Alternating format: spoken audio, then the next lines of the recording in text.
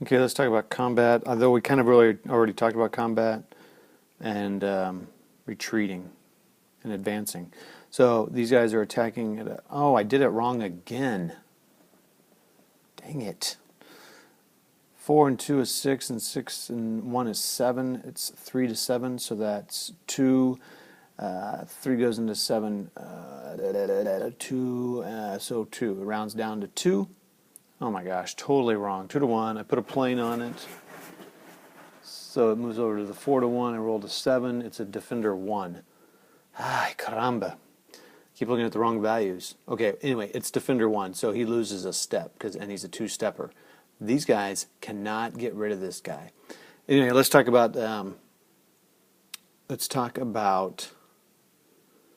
retreating. So if he had to retreat, he has to retreat at least away from these guys, so he couldn't retreat into these 2 hexes. And he retreats this way, and he retreats away. He tries to avoid enemy zones of control, and he tries to retreat toward a supply source, which is a headquarters, or supply points for the Germans in another scenario. And headquarters towards the edges. So that's his first goal. If he has to retreat into an enemy zone of control, he loses a step. The stack loses a step, so if it's a stack, they lose just 1 step out of that stack.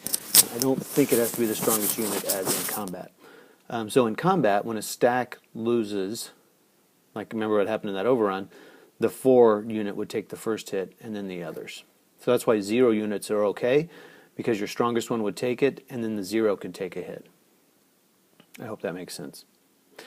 So that's pretty much retreating. Retreating is expressed in numbers like R2, R1, R5. Wow. And that's not movement points, that's hexes. So you have to retreat 5 hexes if it says R5. That's really high, bad result. So retreat 1 hex, retreat 2 hexes. Forget terrain. The only terrain you can't ignore is like impassable terrain, like a lake or something else. Or a huge river, I guess. I don't know. Anyway, no, you can cross rivers here, I believe. No, can't cross major rivers. So you lose a step if you can't retreat. The stack loses a step.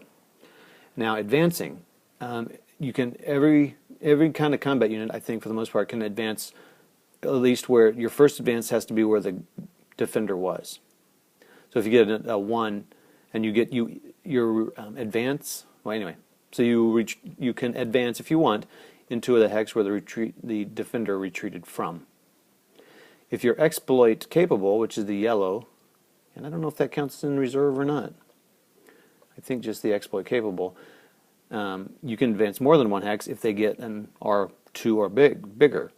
And just the only restriction, the first hex has to be into the one that they occupied. And then you can go anywhere you want. And no enemy zones of control don't matter. So that's pretty powerful. So when I originally rolled, I had counted it wrong. I counted that 1 as their thing, and I had a D2, R2. So in that case, the defender would lose 2 steps. That means this guy would be eliminated. These guys could still advance 2 hexes, because they still had to retreat 2 hexes, even though they were destroyed. So they would have to move into here, and then I would have spread them out, because they could all go in their different directions. But alas, it didn't work. So this little stubborn guy's still here.